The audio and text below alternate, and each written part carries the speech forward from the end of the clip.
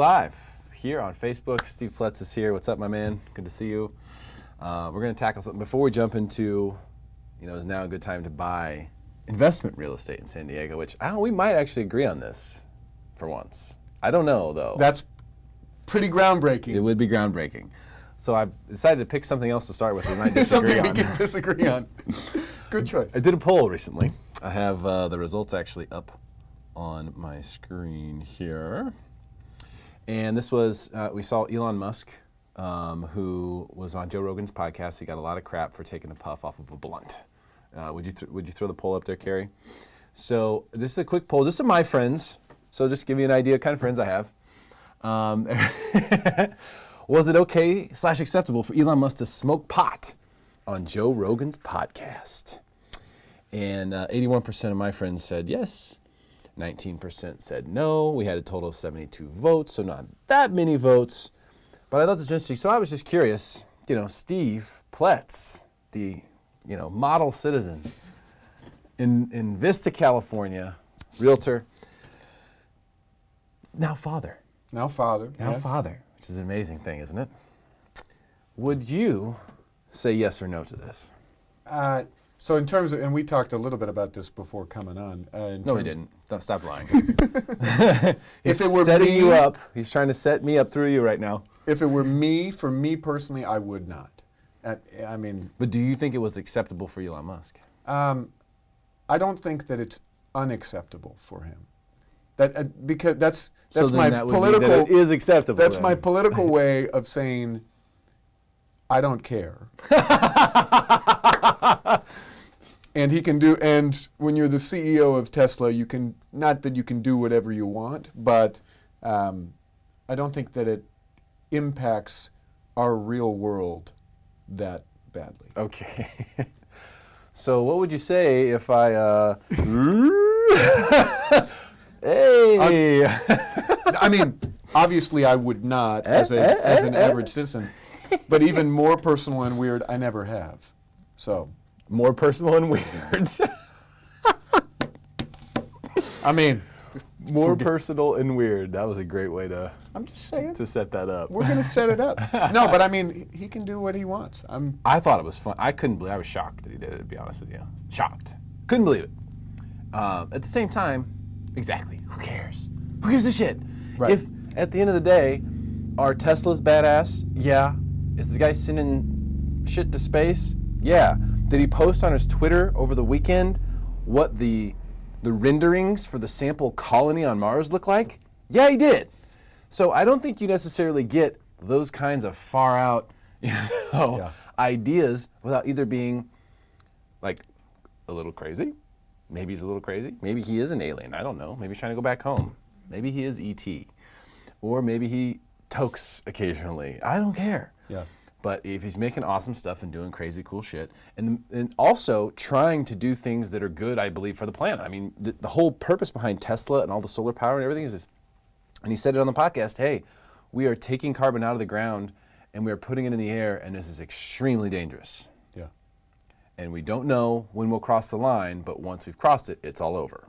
We won't be able to go back. You can't just go suck carbon out of the air with a giant vacuum. Like, it doesn't work like that. So, I think he's got to do with good intentions, and I think intentions are important. Absolutely. As a tangent. So we agree. Or you agree with me, I should say. No, just kidding. Go ahead. No, and I think it's going to be very interesting. I was looking at some old pictures, and they're the grainy black and white old photos, and of course we look at the photos today thinking of our daughter, and not yours and my daughter, but the daughter that I have. Right. And it makes me think about, like, when she's 20, 30 years old, looking back, what is going to be so different about that world to ours? And I think I'm excited for it. It's going to be crazy, right? Like, we always thought that we were on the edge, but we are definitely going to be creating more and more cool stuff. Yeah. There's just no question about it. Like, what will the iPhone of 30 years from now be? That's kind of what you're saying. What will the camera be like? What will it be capable of? Right. We've already seen three-dimensional stuff. In fact, Kanye West posted something on Twitter. I don't know if it's the new iPhone or not. Does anyone have the new XS iPhone? It could be that. By the way, we're live on Facebook. If you want to share this video, you want to comment, say what's up to Steve or myself. We will be talking about real estate here momentarily. But he posted a video, and it's like a phone, and then this hologram pops up on the phone and starts moving around. Yeah. And like it looked like the hologram was in 3 dimensions. I don't know if that was the iPhone XS, which just came out on Friday, or not, but it looked real. So I don't think it was a simulation or. So what will that be? Absolutely. Yeah, I think it's going to completely change our experience, and I mean, I think real estate will change. I mean, will. I think we'll see a significant, just where the technology is going and has gone already. Mm-hmm. I oftentimes feel like that real estate is decades behind, trying to catch up with all this different technology. It will happen. There's people who are trying to do some things 3-dimensionally with real estate right now, where you can do actual virtual tours, like actually walk through the property, you know, and kind of see where everything is, like look around. And all the technology's there. We have the 3D cameras that shoot 360 degrees. We have, you know, the Matterport tour. Absolutely. So it just all has to be sort of combined into one thing. Wouldn't it be something if buyers, instead of getting in the car and driving around to a bunch of properties, came to one spot where they would sit in like an IMAX theater and could experience all the different houses, and there would be someone, a realtor or someone else, saying, okay, let's look at 123 Elm Street. Let's pull that up. Here's the front. Let's go in the front door, and then you can experience the home. Right. I mean, I don't think that that's too far off. I don't think it's too far off, and I do think it will happen, and I do think it will change things for sure. But there's no, you can't smell a video. There's no substitute for physically walking into a home and seeing how you fit in it. Absolutely. What does it smell like? What does it feel like? The energy of the home matters. Even though people don't realize it, they're actually reacting to that, I think, in absorbing that. And there's no substitute for that. So I don't know. Do we really need more than pictures to determine whether or not we should go take a look? Well, I tell all my clients that the whole purpose of staging, professional photos, all the drones, all the stuff is to get people there. Because typically, nobody's going to buy a house without seeing it. Now that said, the IMAX idea, or any of these ideas, I think will be able to eliminate more of the homes, so that then when we've got 3 homes, Derek, that we really want to see. Let's go see those 3. Versus what I think a lot of buyers have to do is they have to see every home, because every realtor is saying, this home is immaculate, especially as the market shifts. This is the best home on the street. And then you get there and go, huh? No. My favorite term in the remarks is, this home boasts 3 bedrooms. Like, what's the boasting all about? Why are all these homes boasting? How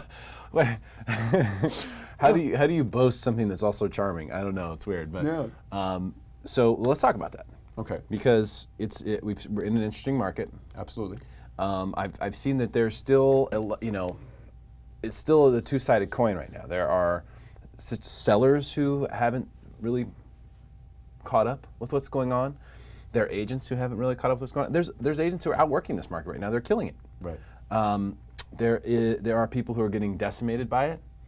There are listing agents who are telling me I have 8 listings and crickets across the board. Yeah. So it's very mixed out there, which is typically what happens through a shift. It doesn't all happen at once. Right. It's not like the door just shuts on everybody. Pockets start popping up, and then all of a sudden, the landscape changes a little bit. Absolutely.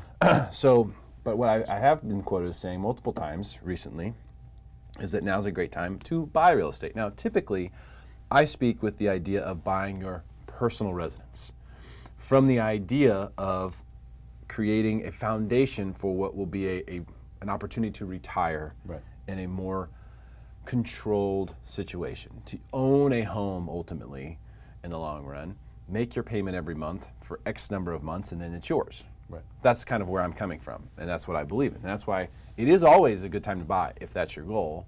It's not always a good time to sell, but it is always a good time to buy. And I think you actually agree with that from the standpoint of, you say you shouldn't sell. I've heard you say that multiple times. You shouldn't sell unless you have to, ever. Real estate. You should never sell real estate unless you have to or you need to. Right. So when it comes to investment property, is now the time to buy investment property in San Diego? I'm going to let you start off. I think absolutely. I think I think there is a lot of opportunity right now in the market. And as you say, we are experiencing some kind of shift, and that shift creates opportunity across the board in many different demographics. What you're saying is, and is it a good time to buy as a primary, and is it a good time to buy as an investment? I think are both of the answers, in my opinion, are yes, but there is certainly much more opportunity on the investment side. More opportunity on that. I do think that there is, just because there are more, because what we're seeing with rent, in terms of how high rents are across the county, and where rates are at historically. They've gone up in the last year, but historically they're still very good.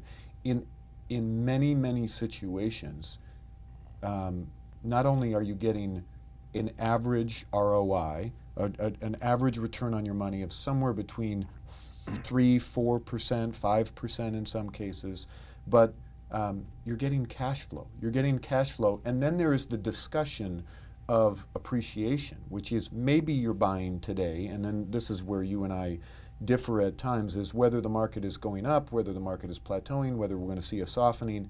But because the cash flow is already plugged into it because of the strong rents, I think it's a great opportunity. I think too many people, my opinion, of what they will do is they wait and wait and wait and then buy real estate. And I think my mantra, my thought process is buy real estate and wait, Then wait. and wait, and wait. Okay, Yeah. I like that. That is well said. So I do think it's a good time to buy primary residence always, because of the fact that the plan is to have it forever. Right. And you have to have somewhere to stay. So, but you don't have to have investment property. Absolutely. So I think most people are not suited to own investment property, personally. I think most people are not suited for it. They're not ready for it. They don't realize what it entails, and they're not preparing themselves properly for what they're actually getting themselves into. That said, there's something to be said for being able to buy, good homes in nice areas, great schools on the cheap. I give you an example right now. I know and we're starting to see these like 3- and 4-legged transactions, right? Contingent.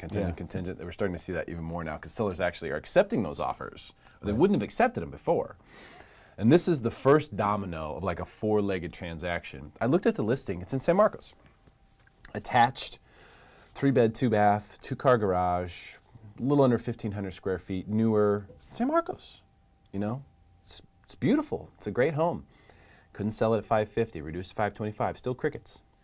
And I'm sitting here going, man, if somebody picks that up in the 4s, that's a great deal because you have great schools, Right. newer area, low to no maintenance. You do have an HOA, but you don't have to do anything. Absolutely. And you have pools and all this other stuff. So, that's a nice draw. I mean, it'd be you could rent something like that, lickety split. Absolutely. Why is it not being purchased? I have no idea. I think it's the current market. And I think the current market today has fear embedded in it deeply. And that a lot of people we're out of the quote unquote selling season. And granted, even at that end of that, the July, August, September, we still felt that shift and that slowdown. But I think that our current market is, kids are back in school.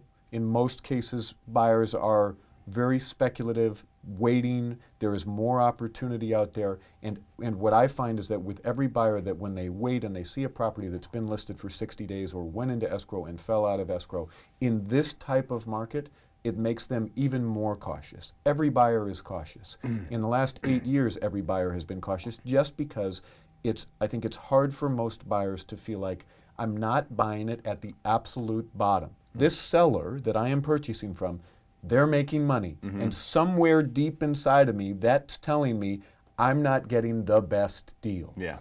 And now what's happening is it's getting to a point where I think a lot of buyers are concerned that, is this the shift? Is this the turn? Am I buying at the top? Should I be patient? Should I wait? To me, that's the benefit of investment properties, is that most people that are purchasing investment properties, exactly as you said, they don't have to do it. So it allows you to look at real estate completely unemotionally. I want to make sure this pencils. I want to make sure that the numbers here are very good. And if I need to after getting an inspection or whatever it may be, that I need to make some kind of change, I'm very comfortable going ahead doing that or backing out of the deal. Yeah, I think it has to do with probably several of those things. Definitely in San Marcos, I personally noticed, and this is near your sort of home base in Vista, Right. that there just seemed to be a vacuum of demand. Just Oh yeah. what the heck? This is like a beautiful area with so many great things attached to it. Price points, newer, just great North County location. Right. And just seems like the demand has just been just ripped out of that place. I don't get it. That's super weird to me. But you're also correct from the standpoint of just seasonality. Do you think that we're going to see more of a rough seasonal time? We normally don't experience the seasons too much in San Diego real estate. Do you think we're going to really experience them this time around? I think we're going to experience it more than we have in years past, but I still think that it's going to be positive. Here we are. A month ago, I was making $100 bets saying that this isn't the top, and you were saying, no, this is the top, and things are going to change. Now, a month later, in my opinion, what we're talking about is, hey, there's some opportunity out there. And the pendulum swings quickly. And so my expectation is going into October, November, December, we will see more inventory. And as more inventory comes and market time increases and there is more options, there will be buyers that say, there's some good deals out there. I think there are right now. There's some good opportunity out there. I mean, we're There's great- talking about San Marcos or wherever else it may be. I'm telling you, that's the first domino in like a four-legged transaction with homes getting almost up to $1 million. You know, in that, and they're literally waiting on that first one, which rolls it all the way up. Right. So that one, and this is the problem. This is the problem when the market slows around here and people aren't used to that. Like back home, when people sell a house or buy a house, they know that there's going to be a very long lag time, and that's sort of factored in. And I say back home, Missouri. So you're buying, we're 90-day market time, much longer, 8-9 months. Yeah. For resale stuff, like new construction stuff moves faster. But like if you have a home that's 20 or 30 years old or something like that, it could take. 6 months is like balanced market. If it's a buyer's market, maybe 8-9 months. If it's a seller's market, maybe 3 or 4 or 5 months. That's normal. They get an offer in 2 months and people are like, wow, things are flying off the shelves. Oh my gosh, look at that. Would you look at that? Day Barely 59. had time to see it online. Day 59. We shouldn't have even taken pictures of this thing. So, you factor it in. You say, okay, well, I'm going to have to carry 2 payments. Or like that's just part of the deal. Here, it can't be done. Most people, there's no way you can float both payments. Right. So you have to have just one house to your name at one given moment. And so now we've kind of gotten to that position where this one market and this one property that totally should be in escrow right now, according to everyone who looks at real estate and thinks they know what's going on, including myself, I'm baffled by it. We go, well, that one property is holding up several transactions and several families. Right. That's kind of a crazy thought. But I also look at it and go, well, gosh, if somebody, that's a pretty motivated situation. Absolutely. You got a lot of people tugging this direction on that rope. If you're an investor who's able to purchase that first leg and you're in escrow, not saying that you should bait and switch and renegotiate once in escrow, but if you got a deal and we're in escrow, you could probably, through a request for repairs, get even more because the seller feels like, screw it, let's go. I'm not interested in San Marcos anymore. I want the next property, which is probably for them a $500,000 or $600,000 home. It's in Vista. No, it's like 900.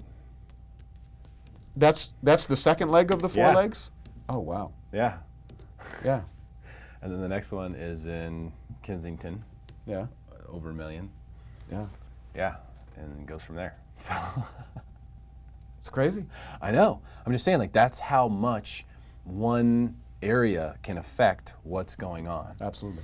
And so that was very interesting to me. I feel like those kinds of homes are also the kind that are perfect to buy if you do want an investment property, where it's very safe. Like we could expect, okay, rents will be very solid here. We're going to be able to attract really nice renters here. We're going to have a low maintenance property that shouldn't lose too much value even if the market really gets hit. It should be pretty stable because it has all the nice pillars that you want to see. You're not like you're buying something in an area that might be sketchy now, hoping that it will go up in value. You're not buying it for that. Right. You're buying it for safety, convenience. And this is what I Cash think flow. most investors need to do, is that they need to identify the demographics of their renters early on. San Marcos, probably going to be a family. Or if it's a small condo, maybe they're going to be near Cal State San Marcos, so it's going to be college kids. And each of these demographics brings their own advantages and disadvantages. I mean, obviously, college kids, there are some, we automatically go to the stigma of, well, they're going to destroy the property, which doesn't happen every single time. There's some benefits to them that oftentimes they're co-signing with their parents, so you can count on that money. There's not going to be a situation where they're going to lose a job because they typically don't have a job, or they're working some part-time job. The downsides, I would say, would be they typically want a 9-month lease. They want to rent from September to June, and they don't want to be in the property for those summer months. But I would say in the same way that there's advantages and disadvantages to other demographics. Families, military is a great demographic to rent to, another one where you know that you can count on that money. They're getting their BAH, their housing allowance is coming directly from the government.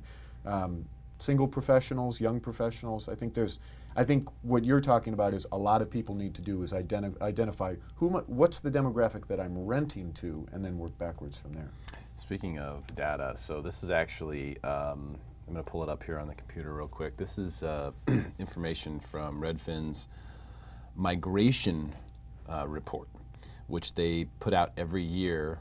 And what you can see here is the different states that, and I can't really blow it up anymore because it gets off the screen, but these are basically the different states where you're seeing migrations in mass. Now it's just from Redfin, so it's not everyone. This encompasses Redfin users. This is not like across the board data, but it does show you where they're seeing tremendous amounts of migration. People leaving New York and Illinois and New Jersey by leaps and bounds. California also is a falling bubble there in the center of that graph. So we're seeing exodus from California. And if you look over Tennessee, Florida, Texas, there's other states in there too, but those are ones they really profiled heavily in this article. You're seeing a tremendous amount of people moving into those areas. And they call this the migration to low-tax metros is accelerating as more people look to leave expensive coastal areas. And this is data from the second quarter this year.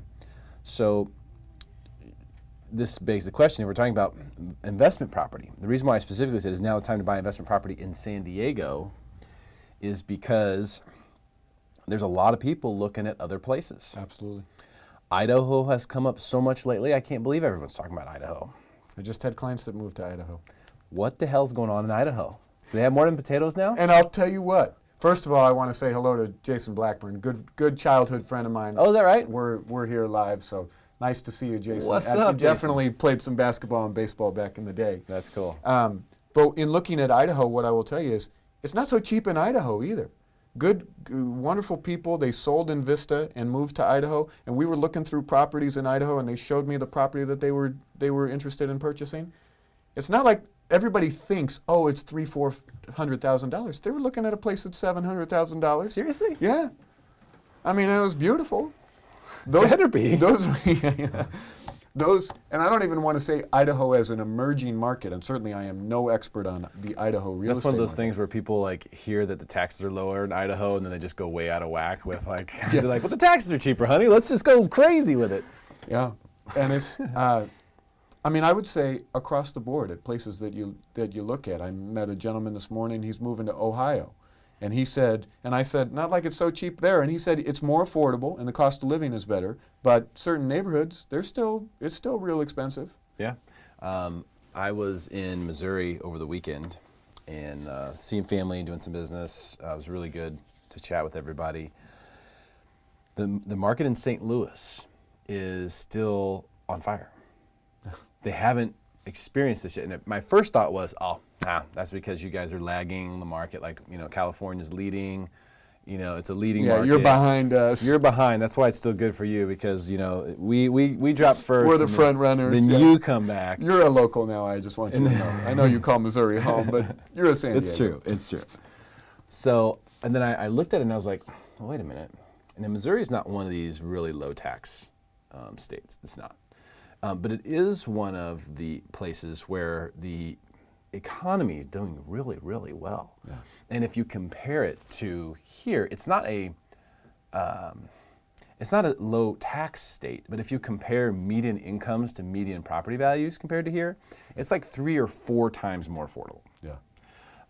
And so like what you can buy for 250 or 300 grand, there is a really badass brand new home, Yeah. in almost every suburb. There's a lot of different, the St. Louis metro is very broad. It's kind of like San Diego. There's so many different little areas, but for 300 grand, you can go to any of those areas. The most prestigious of all, in my opinion, Chesterfield, Missouri, and that whole area. And there's a couple different neighborhoods of different layers, but that's one of the most prestigious areas. 400 to 500 is kind of what it's been for a long time. And it's still right in that range to get like an awesome Chesterfield home. And so I looked at that and I was like, well, maybe they're not lagging us. Maybe they just have something totally different to offer here. Maybe what's happening, and as we showed in that migration report, is that people are going to different places for different reasons. Maybe it's not all the same reason. Maybe, Redfin's identifying as low tax states versus high tax states, but maybe that's not what it is.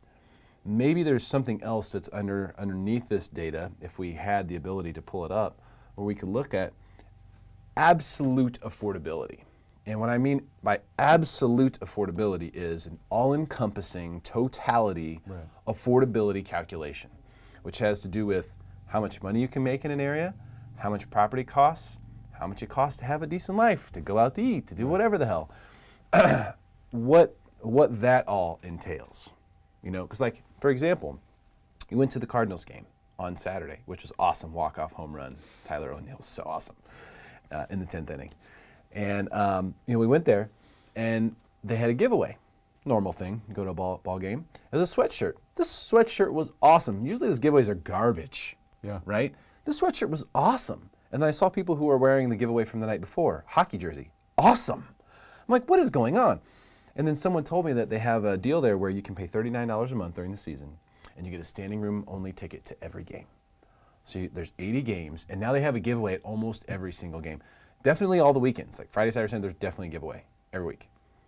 And there's giveaways on other nights too. $39 a month? $39 a month to get a ticket. Basically to every $1 game. A day, you can go to every Cardinals game. Every and you home don't game. have a seat, but you can walk around and be part of the atmosphere. You get the giveaway.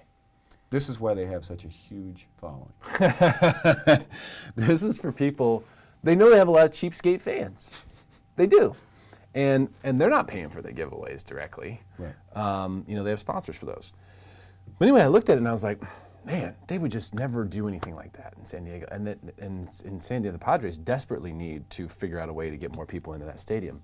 But it's just a different mindset there. There's more value in everything. There's less of an ask. Right. There's more of a give. And that's sort of a macro feeling, but it's a reality too. I mean, you look at buying investment property, I'm looking around, I'm going, gosh, they're building this mixed-use building right next to the ballpark, which is owned by the Cardinals. They're building that, and it's right next to Ballpark Village, which is where all these shops are, like pre-game type places. Really, really cool. And I'm like, okay, I wonder what this is. Luxury rentals.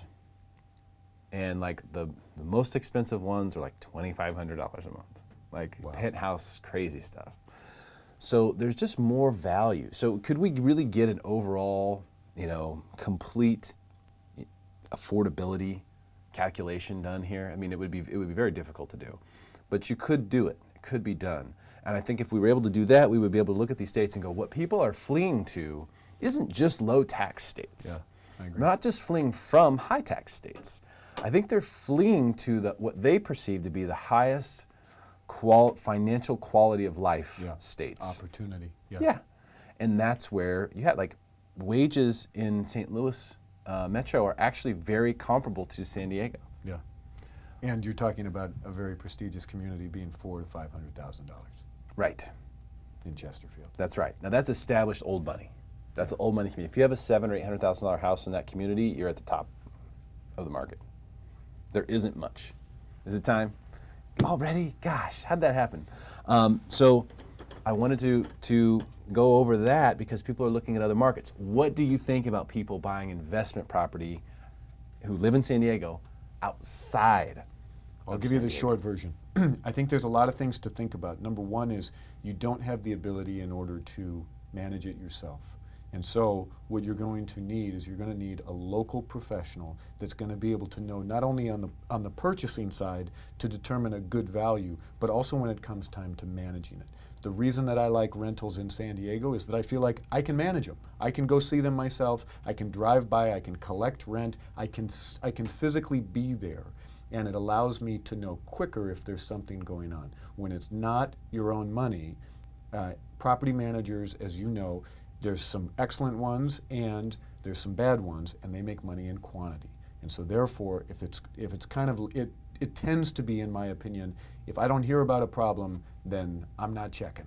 Mm-hmm. And so the short answer is I think there's some great opportunity in the same way that most financial advisors will recommend diversification. I certainly agree with diversification within rentals outside of in different markets. You don't want to have everything in a single market because if things change, as we're talking about, the St. Louis market is different than the San Diego market. Even though prices are not comparable but similar, that market doesn't seem to be slowing down. Yeah. So I'm all for it and just need to be wise. Okay, so do it wisely, and it's always really important to use a neighborhood expert when you buy a home in a certain area.